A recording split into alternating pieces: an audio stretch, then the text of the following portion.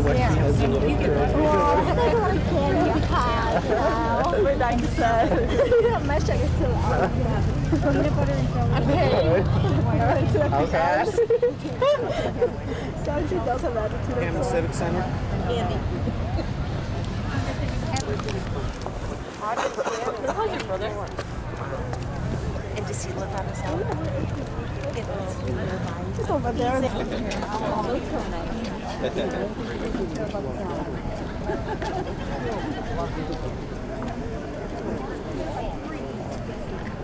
Well, I gotta leave too.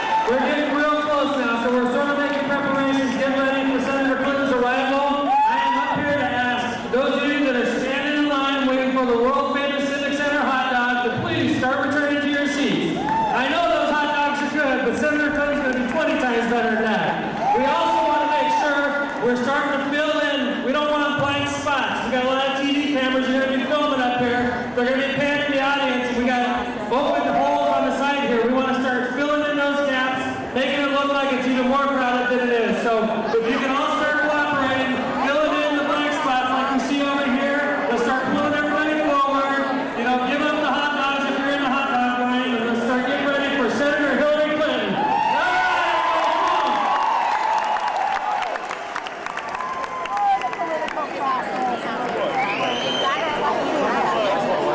Yeah, it's a very good sign. Might actually happen today.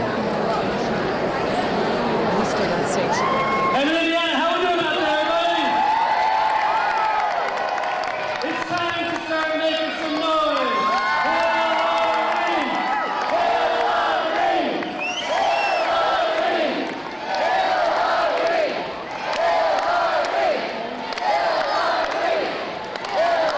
Hillary!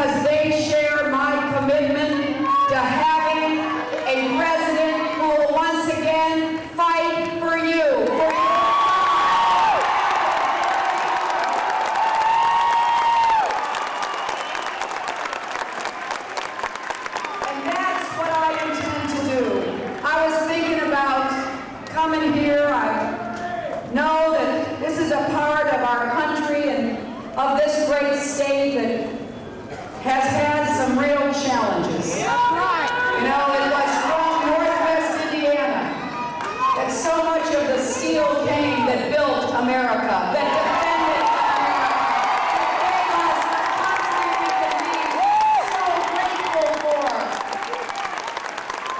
And as I look out across this vast audience, I'm looking into the faces of the people whose parents and grandparents, who yourselves, whose children have made such a contribution to this country. And I think it's time we had a president who stood for a comeback for Northwest Indiana.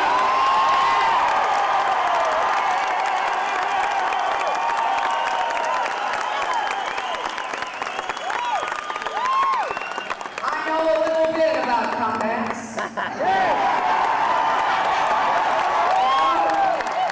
I know what it's like to be counted down and counted out. But I also know that there isn't anything that'll keep us down if we are determined to get up and fight on.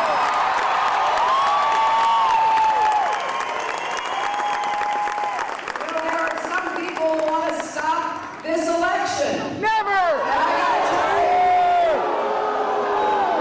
I think it's pretty exciting that Indiana's going to get to pick the next president.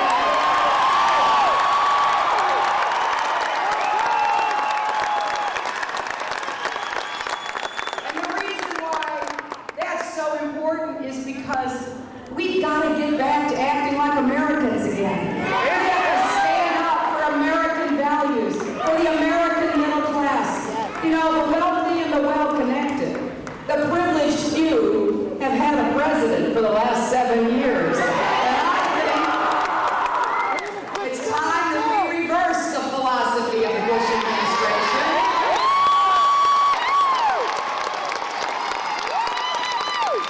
You know, they believe in government of the few and by the few and for the few. But that's not the way America works best. We work best when we roll up our sleeves and we're working together to lift up everybody willing to take responsibility, to take that job, to work hard. That's what we need again. And I'm very proud of the fact that during the 1990s we had more jobs created than any time in our country's recent history. We lifted more people out of poverty. We saw the typical Indiana and American family's income go up more than $7,000. Now compare that to what's happened under President Bush. It's gone down $1,000. We had a president who believed in balancing the budget and acting responsibly and ending up with a surplus in the federal budget that we could use to take care of problems here at home, not somewhere else, but right here in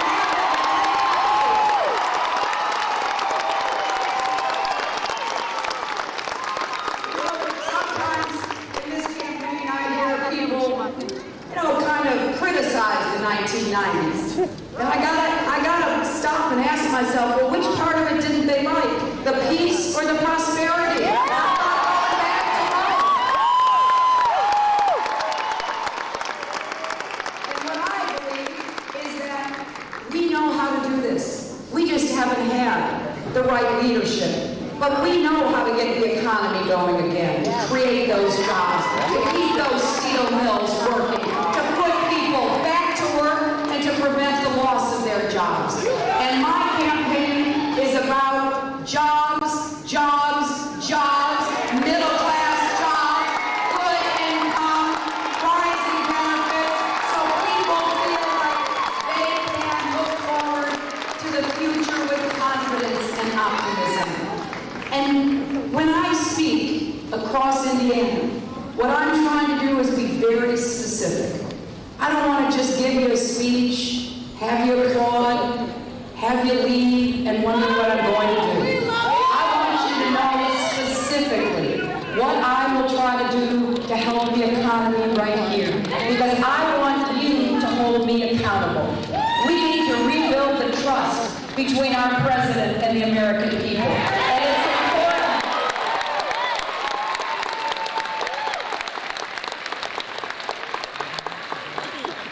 that we understand the challenges we face, but also the opportunities to return to a time when we can see that shared prosperity. And here's what I believe we should do. Number one, we are going to take every single benefit out of our tax code that gives 1 penny of your tax dollars to any business that exports a job out of Indiana.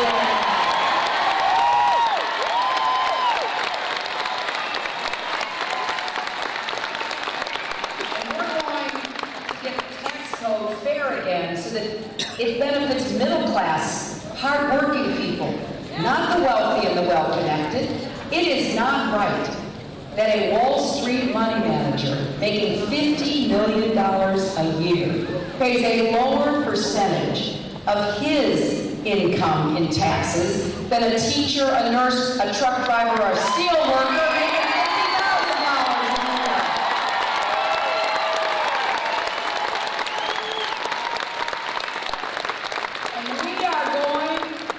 To do a complete review of all of our trade agreements. I have said I will call a timeout on trade. We're going to look at every one of them. I'm the only candidate running who has pledged to renegotiate and fix NAFTA so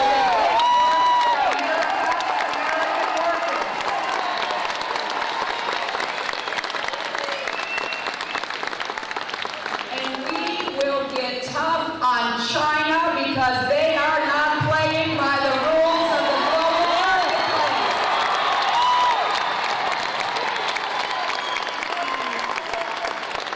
I know that American workers can outproduce anybody. We're the most productive workers in the world. And I know that we can compete with anybody, anytime. But it's not possible if you got the deck stacked against you. And when you're trying to trade and export to a market like China that doesn't have the same labor standards, doesn't have the same environmental standards, obviously doesn't pay the same wages, then we have to have rules that are going to give American workers a fair shot at competing. And what I think we've got to do is to say, number one, we're not going to put up with China manipulating its currency so it gets a better deal than we can possibly get. Number two, they're going to have to follow the same rules, and that includes making sure that any product that they export to the United States of America meets the same standards as something that we make right here.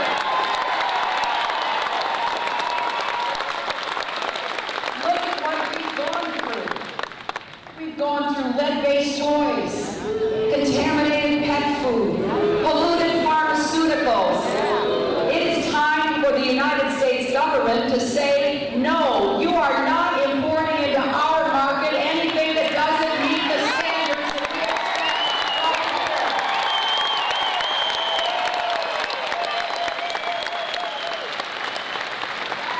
And when I look around the world, I see so many opportunities.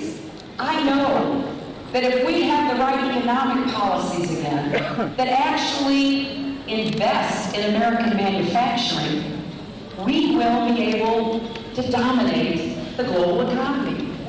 I believe, for example, that when it comes to two major industries right here in Indiana, steel and autos, that we can, with the right government incentives and the right rules, be competitive again. I see no reason why we can't stop the illegal dumping of steel from other countries in our nation.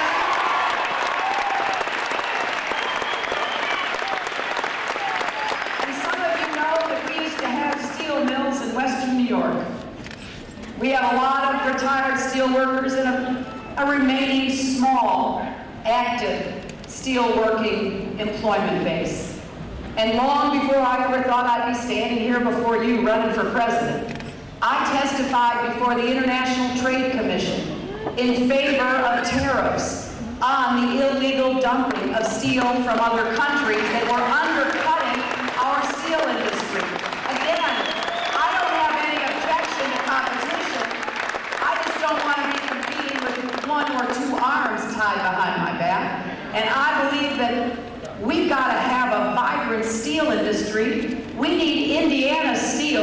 not only for products like cars, but also for essential defense products. I do not want to see our defense industry outsourced any more than it is.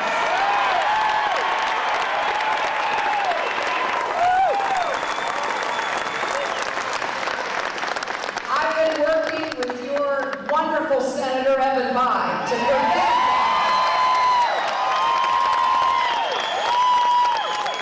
I am so proud to have Senator Bayh's support. You all can sit down. Or you can stay standing up.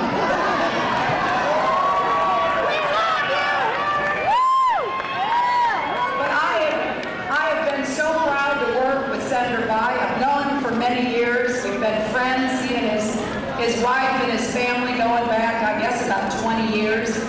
We served together on the Senate Armed Services Committee. We actually sit next to each other. Senator Bayh and I went to Iraq and Afghanistan last year together. And I support what Evan is trying to do to protect our defense industry. You know, I hear too many stories about essential defense products that are being outsourced. You know, international companies buy the firms here in Indiana or elsewhere. I heard this morning about a firm, I think it was Valparaiso, that made the magnets that guided laser missiles. What?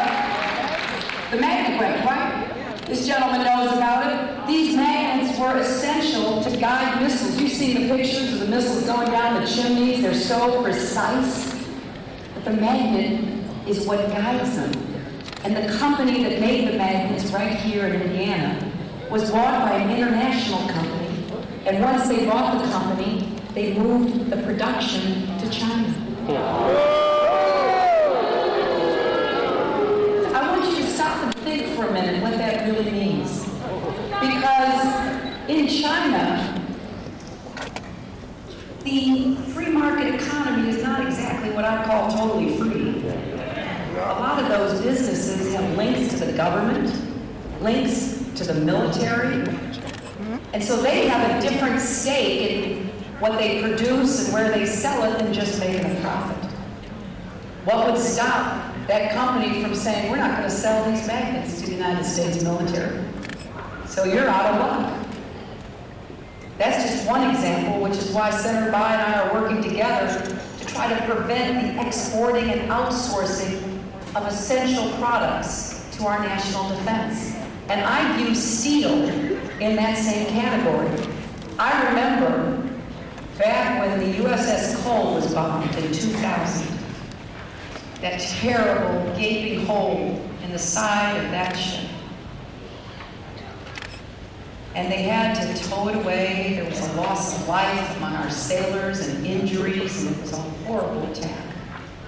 And then we learned that there wasn't one steel mill left in America at that time that could produce the kind of steel necessary for repairing the hull. And I thought to myself, what is wrong with this?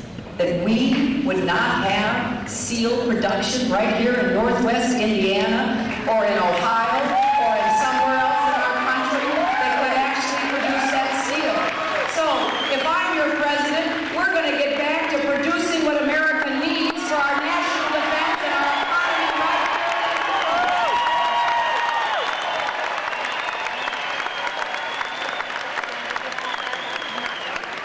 I want to start investing in American manufacturing. I started something called the Manufacturing Caucus in the Senate because of all the jobs that were being lost in New York. And Senator Bayh is a member of that caucus. And we have a lot of ideas about what we can do, bipartisan ideas. But we can't get it done until we get President Bush out of the way. So then we can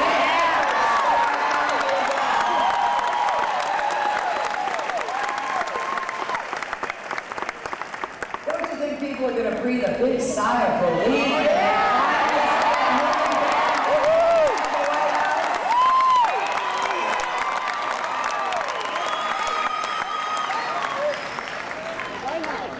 You know, great countries have to reinvent themselves all the time. Well, I'm not finished talking, so would you just move out to that poor young lady can see. Thank you. You know, she was trying to peer around and peer around. You know, great countries have to take stock of who they are every so often, like once a generation. We've got to say, well, what are we doing that works and what are we doing that doesn't work? And what I think we've got to recognize is that our economy is not working for most Americans. It's not working for middle-class Americans. And so what we've got to say to ourselves is, okay, how do we keep the jobs we have? How do we create more rules that are going to give us a level playing field? And then how do we, once again, start the job generator? And here are 3 things that I think we can do. Number 1, we need to start investing in clean, renewable energy jobs that will give us a chance to put millions of Americans to work.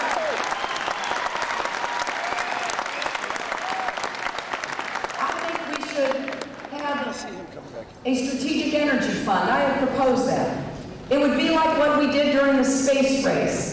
You know, we invested in going to the moon and bringing somebody back safely. Remember, President Kennedy said we would do it by the end of the decade, and we did. Clean energy ought to be our space race, and all the young people here should be part of the revolution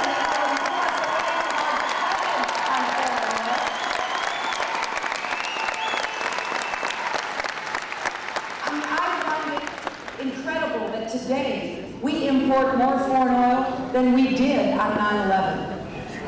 People forget who flew those planes into the World Trade Center and the Pentagon. Saudis. And look where we are now after 7 years of George Bush. We borrow money from the Chinese to buy oil from the Saudis. Well, one thing I'll tell you, if I'm your president, you will not see me holding hands with the Saudis. You'll see me.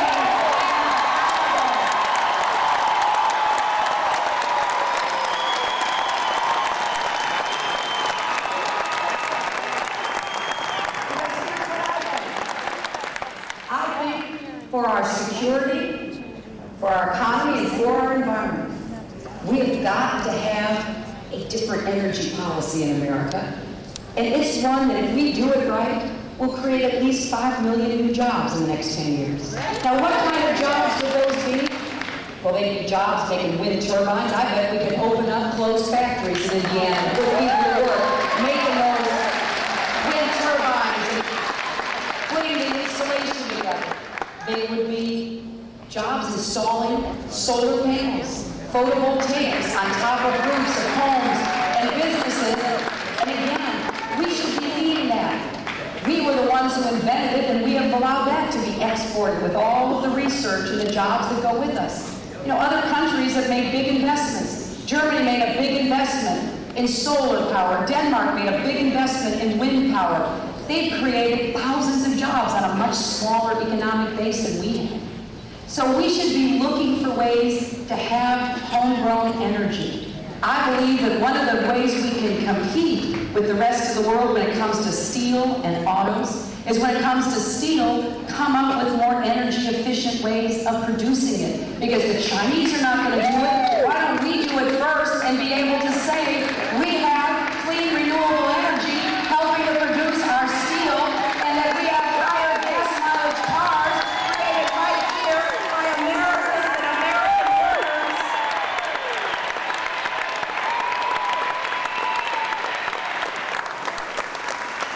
I want us to start using the ingenuity that Americans have. We're the most creative people in the world. We're always thinking about the future and how tomorrow can be better than today. If we get serious about energy, and the way I would fund this is to have a strategic energy fund, and I would get the money to fund that by taking the tax subsidies away from the oil companies. They do not need your tax dollars to make these huge profits. ExxonMobil last year made the largest profit in the history of America. $40 billion profit in 1 year. And yet Dick Cheney, 2 years before, forced through the Republican Congress an energy bill that gave the oil companies $7.5 billion more of your tax money for subsidies. Now, I'm happy to say I did not vote for that bill. My opponent did, but I did not, because I thought it was yet one more giveaway to the oil companies, and the insurance companies, and the drug companies, and all the other special interests that this president and vice president have done. So I think we know what we need to do to create these millions of new jobs. Now, we're not going to get any of that done until the two oil men leave the White House, but as soon as they do, we're going to get to work.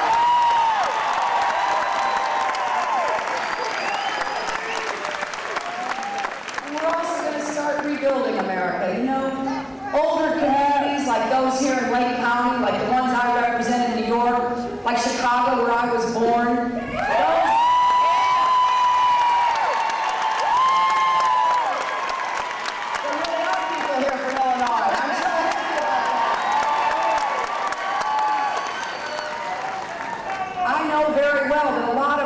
communities need help. You know, our mayors who are back here, you need money for roads and bridges and water systems and mass transit and all of the other necessities that go with trying to keep up our cities. And I believe we could again put thousands of Americans to work rebuilding America. You know, during World War II, we had war bonds, didn't we?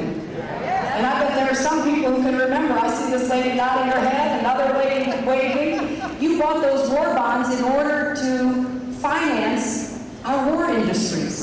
Because we had to get those steel mills going 24 hours a day. We had to get those weapons and munitions factories going 24 hours a day. Why don't we let Americans buy bonds to rebuild America and put hundreds of thousands of Americans back to work in their communities?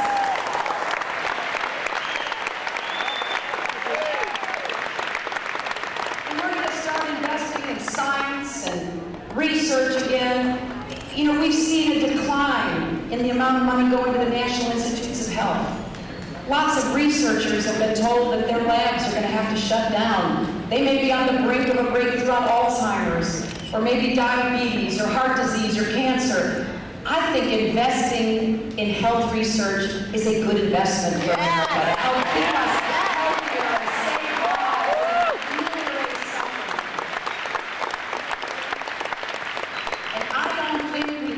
Economy moving unless we figure out how we're going to pay for health care. I believe that it's both morally and economically necessary that we provide quality, affordable health care for every American.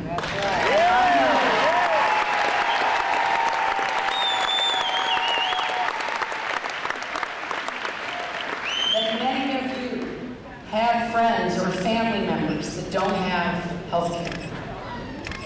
Maybe some of you work in hospitals or clinics or emergency rooms and you see it all the time. I want to ask, how many of you, maybe you yourself, know somebody without health care insurance?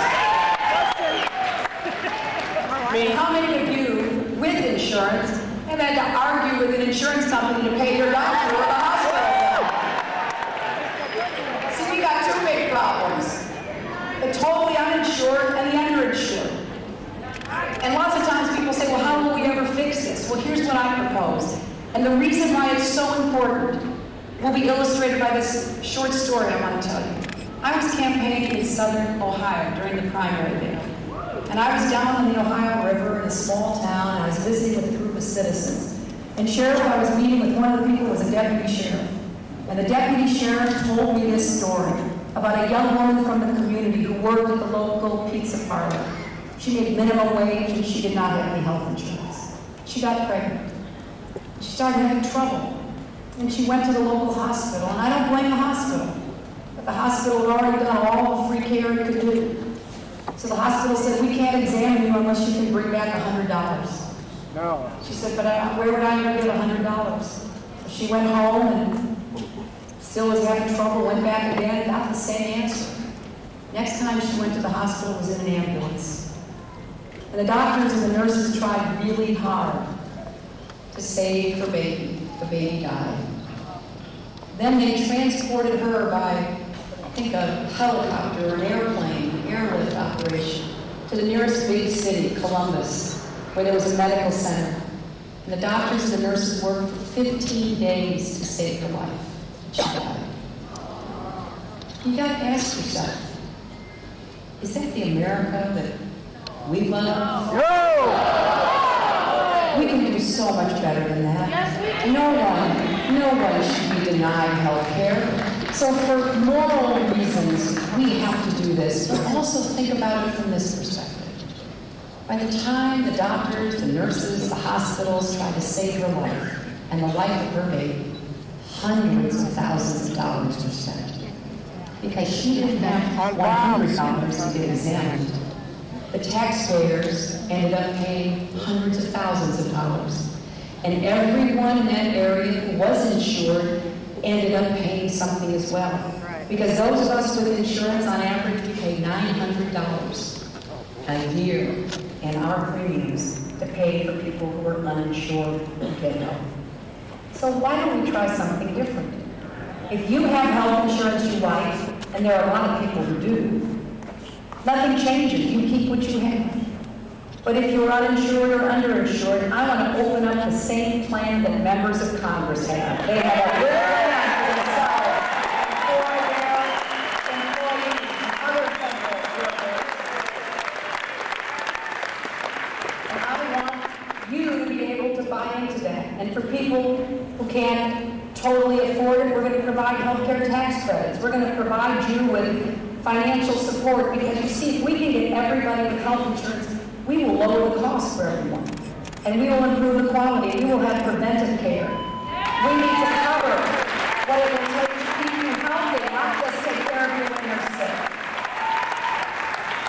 And I also want to continue to emphasize education. Here we are in this great hall here.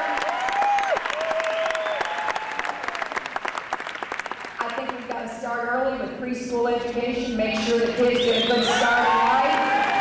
I want to end the unfunded mandate known as No Child Left Behind.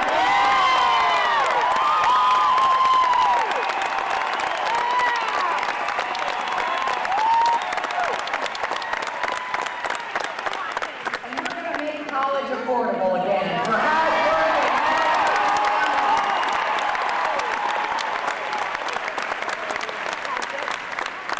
and we're going to give you a lower interest rate. If you have to borrow money, I am not going to let these predatory student loan companies take advantage of our young people and their families any longer.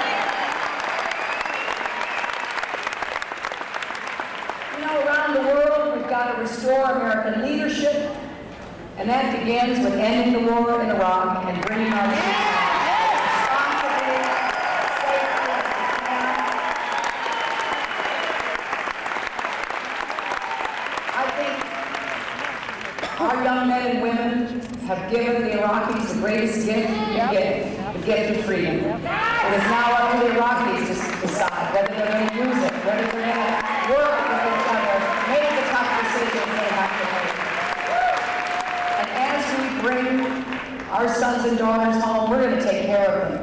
We're going to give our veterans the health care and the compensation and the other services.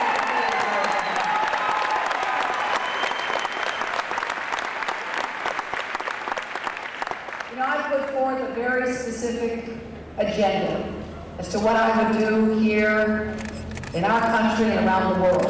And I invite you to go to my website, HillaryClinton.com, and take a look at it, because I want you to know what I will try to do as your president. And I want to talk about two people that are your fellow Hoosiers, because I think it's important to see a human face on all these problems. Bill, where's Bill? Bill Jones, where did Bill Jones go? There he is. Bill is a construction worker. He's a member of Sheet Metal Local 20, the SMART union, right? He has spent 38 years as a journeyman. He's seen jobs move overseas. He's working now, but he's been in and out of work. And he's in danger of losing his benefits. He's married and has a daughter. And you look at Bill and you think to yourself, gosh, that's somebody that I know. That's a member of my family. That's somebody I work with. That's a fellow Hoosier. That's a fellow American. That's somebody we should be working to help, to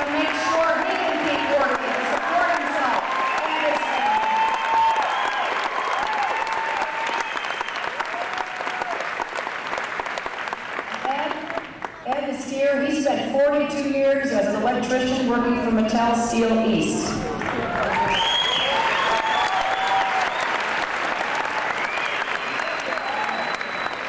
He sees layoffs throughout the community and jobs being shipped overseas because of the dumping of foreign steel. He's going to school to get his degree in occupational safety, and he plans to enter that field when he retires. He's married, he has 5 grown kids. He served in Vietnam, and then he came back to go back to the steel plant.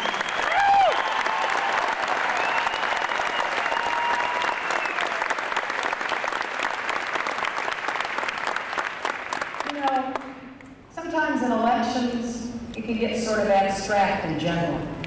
You hear the slogans, you know, people talk about compassionate conservatism. That's what President Bush ran on, remember? I never knew what that meant. And neither did anybody else, it turns out. He was apparently not compassionate or conservative, the way that we have seen his administration. You know, people talk in slogans and they make speeches, but that's not how I think about it. What I think about are the faces of the people that I see as I travel around our country. I think about the stories they tell me. Earlier today, a woman who just lost her job. She's one of 7 siblings. She talked about her 3 brothers and her 3 sisters, most of whom have been laid off or lost their job outside of South Bend. I think about all of the people who really are hardworking, salt of the earth, who make America great. And there's a disconnect going on.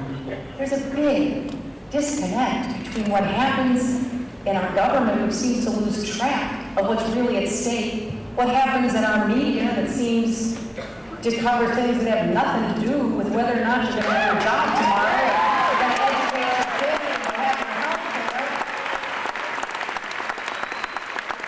And part of the reason I am fighting through this campaign is because I don't want us to miss this opportunity. This is a historic moment for us to reverse the course of our country. We cannot stand 4 more years of the same. We have got to be ready to take back the White House, to take back America, to make us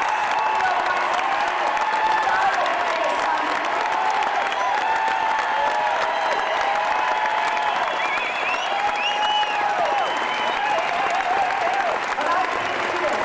I can't do this without you. I'm going to campaign across Indiana. I'm going to come to as many places like this as I can possibly go, and I'm going to ask everybody to stand with me. If you will stand with me, I will stand up and fight for you. Because it's time. We have a fighter and a champion. The American people back in the White House. Somebody you can count on. Somebody who you know will get up every day and work for you. Because ultimately, this is a hiring decision. Sometimes we forget. The American people are the boss. The